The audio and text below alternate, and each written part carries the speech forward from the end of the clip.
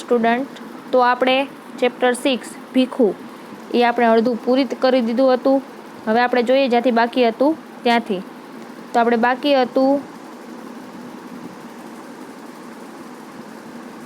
અહીંયાથી.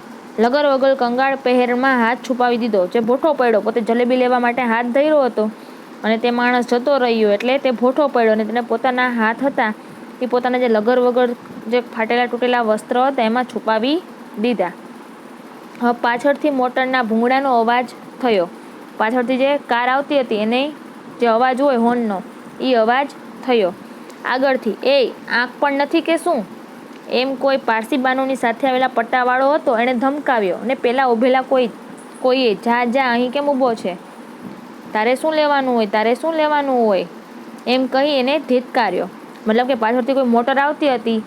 એણે એનો જે પારસી બાબુ હતો એનો જે નોકર હતો સર્વન્ટ પટ્ટાવાળો એણે કહ્યું કે ઓય આંખ નથી કે શું.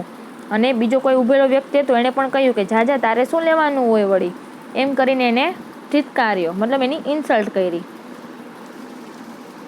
બધા વેગને દાબતો હોય તેમ ધીમે ધીમે દ્રઢ પગલે પાછો હટ્યો. આવું બધું એને સાંભળવા મળ્યું એટલા માટે પોતે ધીમે ધીમે પાછળ ફરે છે. એકદમ દુકાન પરથી નજર ખેંચી લીધી. હવે એણે દુકાન તરફ જોતો નથી. તે અત્યંત આર્ત સ્વરે ફીકા હાસ્ય સાથે બોલ્યો, હા ભાઈ સાચું, હું સવારનો ભૂખ્યો છું પણ મારે ભિખારીને શું લેવાનું હોય. અત્યંત પોતાનો જે અંદરનો સ્વર હતો દુઃખનો એના દ્વારા એ બોલ્યો, હા ભાઈ તમારી વાત સાચી, હું તો સવારનો ભૂખ્યો છું પણ મારા જેવા ભિખારીને કંઈ લેવાનું હોય નહીં. તેણે જોરથી મુઠ્ઠી વાળી અને અંદર ખખડેલા પૈસાનો અવાજ સ્પષ્ટ સંભળાયો. હવે તે મુઠ્ઠી વાળી અને તે દોડવાની કોશિશ કરી અને અંદર એના ખીચામાં જે પૈસા પડ્યા હતા એનો ખડખડાટ અવાજ સંભળાણો. એક પણ દ્રષ્ટિ પાછળ ફેંકા વગર તે ચાલ્યો ગયો. પછી એકવાર પણ તેને મૂડીને દુકાનની સામું જોયું નહીં અને તે સીધો ચાલ્યો ગયો. આ ભિખારી એક દુકાને ઊભો રહી 6 પૈસાના દાળિયા જોખાવતો હતો. હવે આ ભિખારી જે છોકરો હતો ભીખુ એ આગળ જઈને એક દુકાન આવી. ત્યાં 6 પૈસાના દાળિયા જોખાવાનું કર્યું એણે. અચાનક મને પેલી સ્ત્રીના શબ્દો યાદ આવ્યા. હવે અચાનક ત્યારે લેખકને ભીખુને દાળિયા લેતો જોઈ અને એને એક સ્ત્રી હતી જોલી માગવાવાળી કંગાળ સ્ત્રી એના શબ્દ યાદ આવ્યા. અરે કદાચ દરવાજાની સાંકડી નેળમાં સડતા કુટુંબનો આ છોકરો સ્તંભ હશે.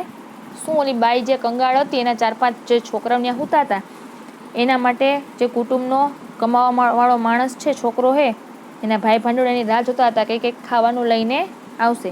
શું આ જ છોકરો હશે? કદાચ શું એમ જ હશે. મને વિશ્વાસ છે આ જ છોકરો હશે.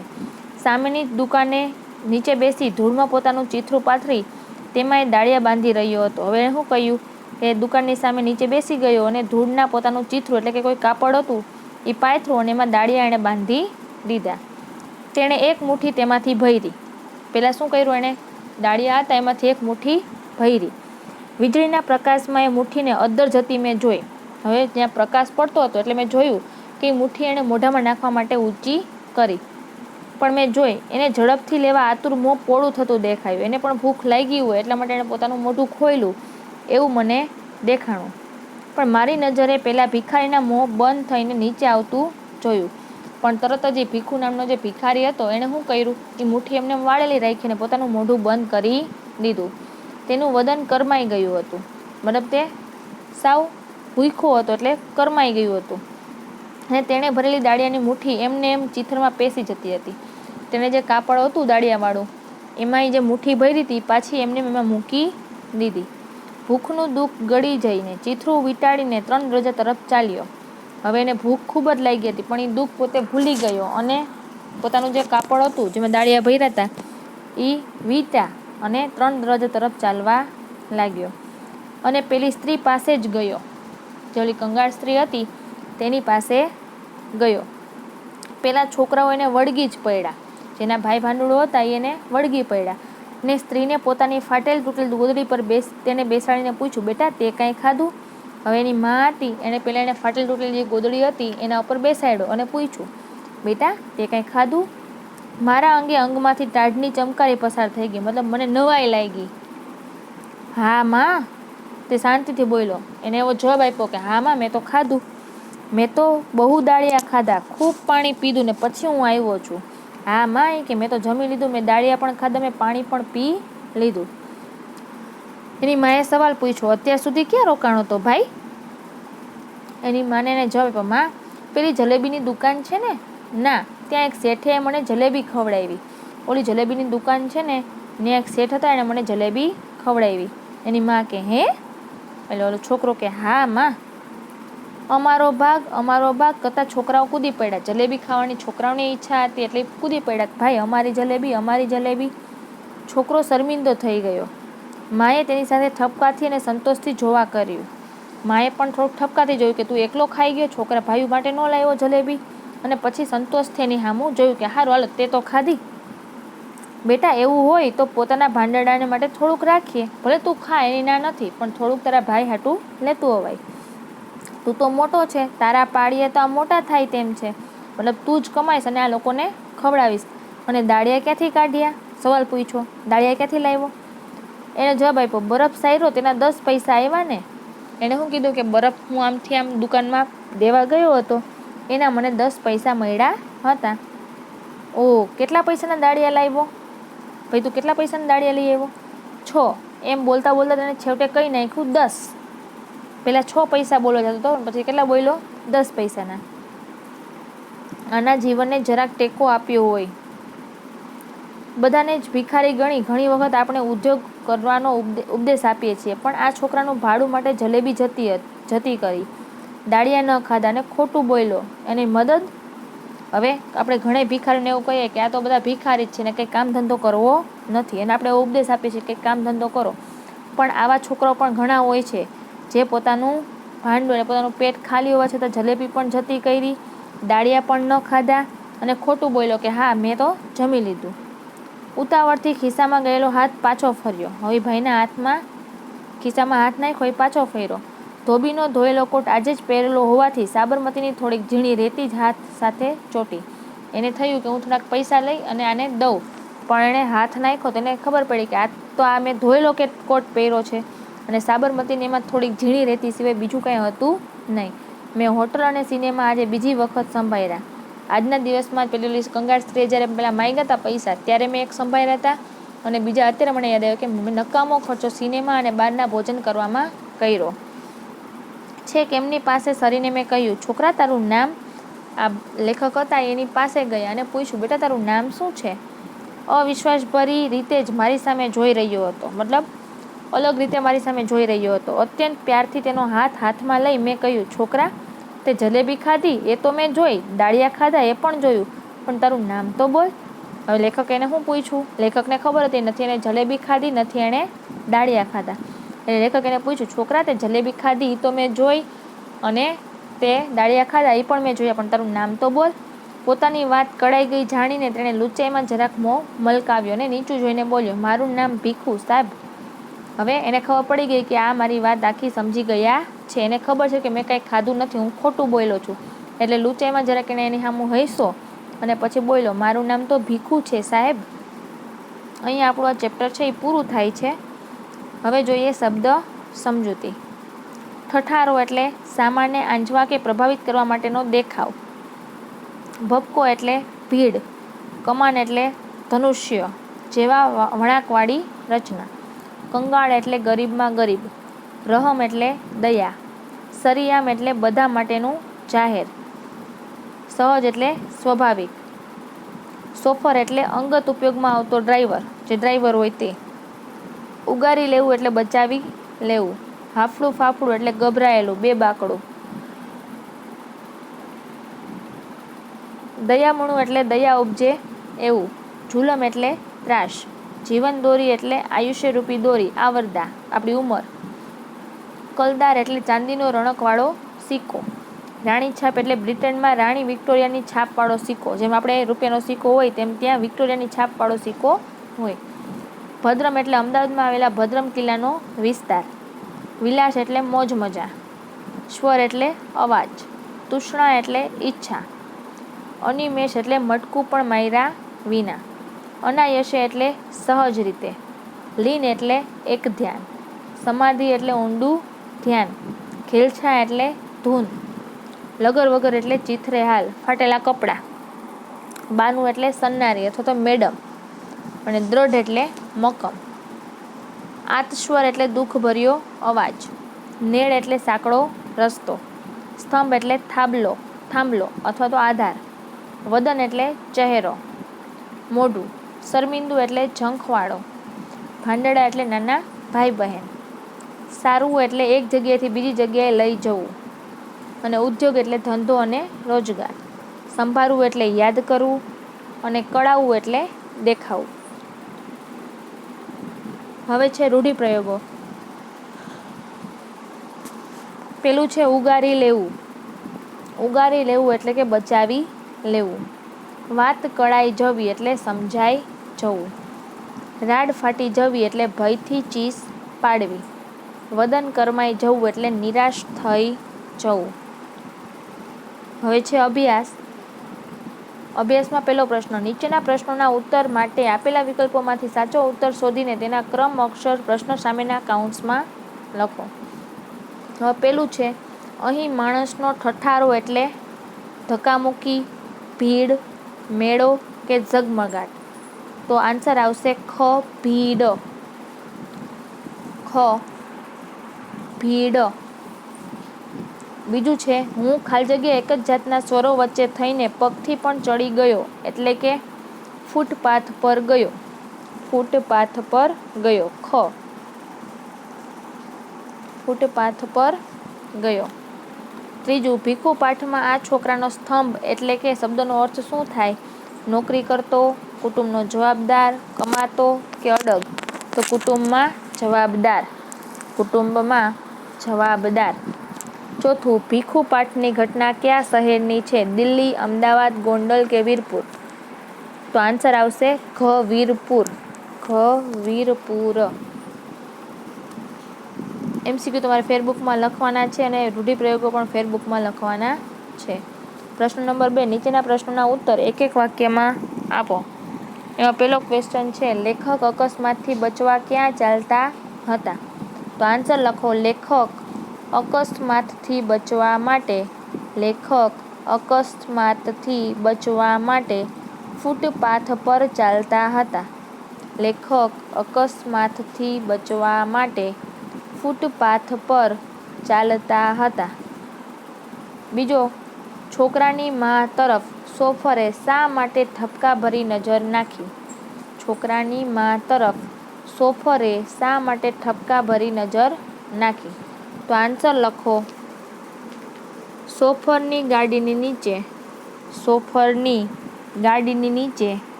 તેનો છોકરો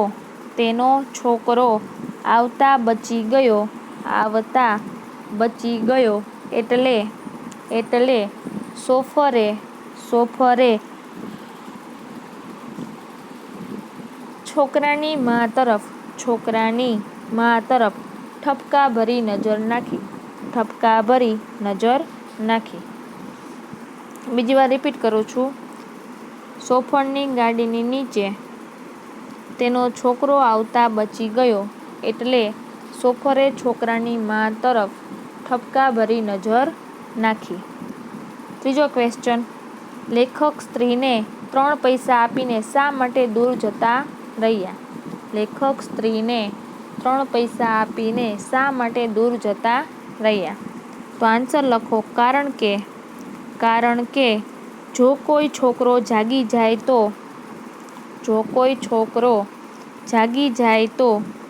તેનો ચહેરો લેખકને સતાવે નહીં. એટલા માટે લેખક સ્ત્રીને 3 પૈસા આપીને દૂર જતા રહ્યા. બીજી વાર, કારણ કે જો કોઈ છોકરો જાગી જાય તો તેનો ચહેરો લેખકને સતાવે નહીં તેની બીકે લેખક સ્ત્રીને 3 પૈસા આપીને દૂર જતા રહ્યા. ચોથો, છોકરા એના ભાઈને શા માટે વળગી પડ્યા? છોકરા એના ભાઈને શા માટે વળગી પડ્યા? તો આન્સર લખો, કારણ કે છોકરાનો મોટો ભાઈ તેના માટે ખાવાનું લાવ્યો ખાવાનું લાવ્યો હોય એટલે ભાઈને વળગી પડ્યા. હવે છે ક્વેશ્ચન નંબર 3. નીચેના પ્રશ્નોના ઉત્તર આપો. પેલું છે, લેખક કોની વર્તણૂક બારીકાઈથી જોઈ રહ્યા હતા અને શા માટે? તો આન્સર લખો. લેખક મીઠાઈની દુકાનથી થોડેક દૂર ઊભેલ છોકરાનું વર્તણૂક જોઈ રહ્યા હતા. કારણ કે તે છોકરો આગળ શું કરશે તે જાણવું હતું. બીજી વાર, લેખક મીઠાઈની દુકાનથી થોડે દૂર ઊભેલ છોકરાનું વર્તણૂક જોઈ રહ્યા હતા કારણ કે એ છોકરો આગળ શું કરશે તે જાણવાની ઈચ્છા હતી. બીજો ક્વેશ્ચન, ભીખુ દાળિયા ખાતા શા માટે અટકી ગયો? ભીખુ દાળિયા ખાતા શા માટે અટકી ગયો? તો આન્સર લખો. ભીખુ દાળિયા ખાવા જાય છે પરંતુ તેને તેના ભાઈ ભાંડુઓની યાદ આવે છે. એટલે તે દાળિયા ખાતા અટકી ગયો. બીજી વાર બોલું છું.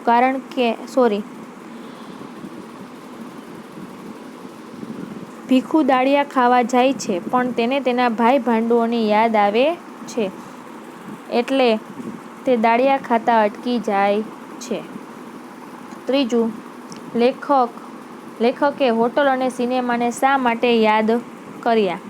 લેખકે સિનેમા અને હોટલને શા માટે યાદ કર્યા? તો લેખકે થોડીવાર પહેલા તેની પાસે પૈસા હતા તેનું સિનેમાઘરમાં જઈને પિક્ચર જોયું અને હોટલમાં જમવા ગયા. હવે તેની પાસે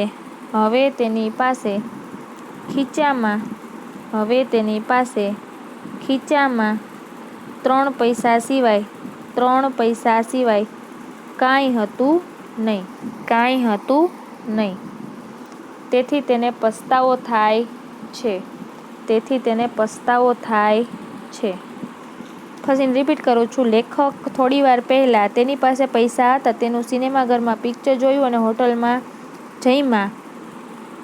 હવે તેની પાસે ખીચામાં 3 પૈસા હતા તેથી તેને ખૂબ પસ્તાવો થાય છે. ચોથું, ભીખુએ લેખક સામે લુચ્ચાઈના મોંમાં કેમ મલકાવ્યું? ભીખુએ લેખક સામે લુચ્ચાઈના મોંમાં કેમ મલકાયું? તો આન્સર લખો. ભીખુ જાણી ગયો હતો કે લેખકને ખબર છે કે મેં કંઈ ખાધું નથી. તેની સામે મારી ચોરી પકડાઈ ગઈ છે. તે જાણી લેખક સામે લુચ્ચાઈમાં મોં મલકાવ્યું. બીજી વાર, ભીખુ જાણી ગયો હતો કે લેખકને ખબર છે કે મેં કંઈ ખાધું નથી. તેની ચોરી પકડાઈ ગઈ હતી. તે જાણી તેણે લેખક સામે લુચ્ચાઈમાં મોં મલકાવ્યું. પાંચમો આન્સર, ભીખુનો ભાંડડા માટેનો પ્રેમ લેખકને શા માટે ગમ્યો? તો આન્સર લખો. કારણ કે ભીખુ પોતે ભૂખ્યો હોવા છતાં તે કંઈ ખાધા વગર તેની મા અને ભાઈ ભાંડુઓ માટે ખાવાનું લઈ આવે છે. ખાવાનું લઈ આવે છે. તેની માં પૂછે છે તો તેની માં પૂછે છે તો તે ખોટું બોલે છે કે હું ખાઈને આવ્યો. તે ખોટું બોલે છે કે હું ખાઈને આવ્યો. તેથી લેખકને ભીખુનો ભાંડડા પ્રત્યેનો પ્રેમ ગમ્યો. હવે છે સ્વાધ્યાય. અભ્યાસના તમારે બધા પ્રશ્નો લખવાના છે. MCQ, એક વાક્યમાં ઉત્તર, નીચેના પ્રશ્નોના ઉત્તર. સ્વાધ્યાયનો પહેલો, નીચેના પ્રશ્નોના ઉત્તર લખો. તો પહેલું, લેખક ચાલતા ચાલતા ક્યાં અટકી ગયા અને ત્યાં તેમણે શું જોયું? લેખક ચાલતા ચાલતા ક્યાં અટકી ગયા અને તેણે શું જોયું? તો આન્સર લખો. લેખક ચાલતા ચાલતા 3 દરવાજા પાસે અટકી ગયા. 3 દરવાજા પાસે અટકી ગયા. કારણ કે ત્યાંથી કોઈ સ્ત્રીનો અવાજ આવી રહ્યો હતો. બીજું, ભીખુએ જલેબી ખરીદીને શા માટે ખાધી નહીં? તો ભીખુએ પોતાના ભાઈ ભાંડુઓ અને મા માટે ખાવાના પૈસા રાખ્યા હતા. તે પોતાની ભૂખ વેઠીને પોતાના ભાઈ ભાંડુઓ અને મા માટે ખાવાનું લઈ જાય છે. અને જલેબીના પૈસા તેની પાસે ન હતા. એટલા માટે. ત્રીજો ક્વેશ્ચન, ભીખુ એની મા પાસે શા માટે ખોટું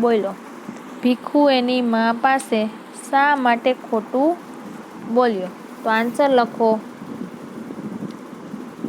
કારણ કે ભીખુ ખોટું ના બોલે તો તેની માં અને તેના ભાઈ ભાંડુઓ ભૂખ્યા રહે. ચોથો ક્વેશ્ચન, કુટુંબનો સ્તંભ કોને કહેવાય? તો આન્સર, કુટુંબનો સ્તંભ એટલે કે કુટુંબનો જવાબદાર વ્યક્તિ. પાંચમું, ભીખુ ભૂખનું દુઃખ ગળી ગયો એવું લેખક કેમ કહ્યું છે? તો આન્સર લખો. ભીખુને ભૂખ લાગી હતી છતાં પહેલા તે પોતાના ભાઈ ભાંડુઓનું વિચારીને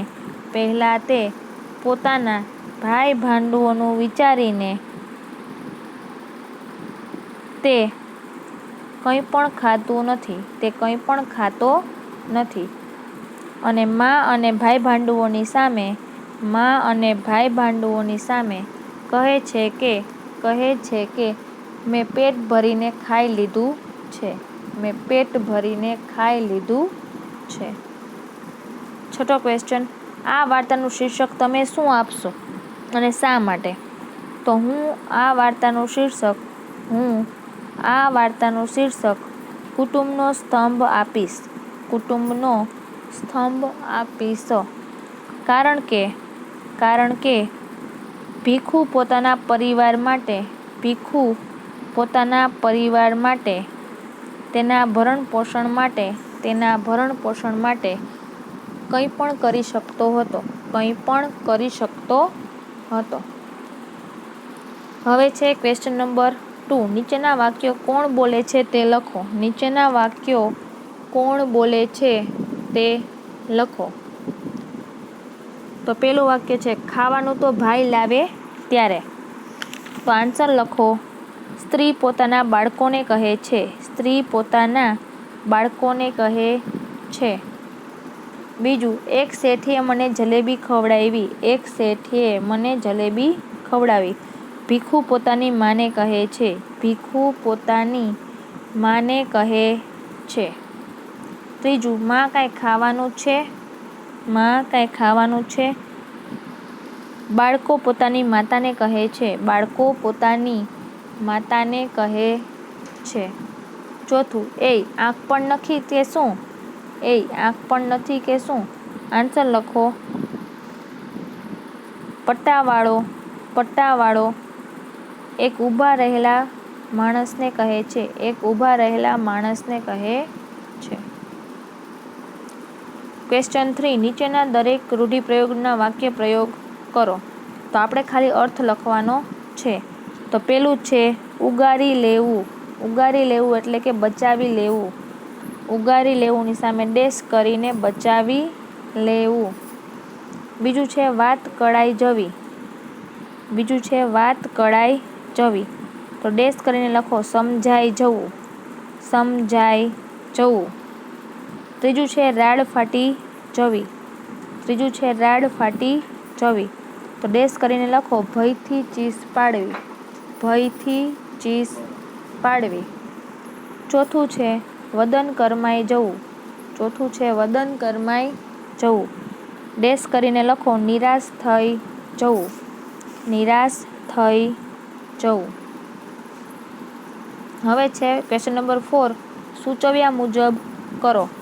તો પેલું છે આ પાઠમાં વદન નામનો શબ્દ છે. આ શબ્દમાંના અક્ષરોનો ઉપયોગ કરી બીજા શબ્દ બનાવી શકાય. જેમ કે વદ, વન, પછી દન, વન વગેરે. બરાબર, એ આપણે લખવાનું નથી. આ ઉપરાંત બીજા બધું શબ્દો બનતા હોય તો બનાવો. એટલે આખો એક્સરસાઇઝ આપણે કરવાની નથી. હવે ક્વેશ્ચન નંબર 5, શબ્દ સંતરંજ. આપેલા કોષ્ટકમાં આડા ઊભા ત્રાસાખાનામાંથી 9 તેજસ્વી અને પ્રેરક બાળકોના નામ શોધો. દરેકના 3-4 વાક્યોમાં પરિચય આપો. તો ખાલી તમારા ટેક્સ્ટ બુકમાં જ એના નામ ગોતવાના છે. તો 9 નામ છે. તો આપણે પહેલાં જોતા જઈએ. તો પહેલાં તો ધ્રુવ આપણને આપેલું જ છે, ધ્રુવ. બીજું છે નચિકેતા. નચિકેતા. ત્રીજું અભિમન્યુ. અભિમન્યુ. ચોથું છે ઉપમન્યુ. ચોથું છે ઉપમન્યુ. પાંચમું લવ. છઠ્ઠું કુશ.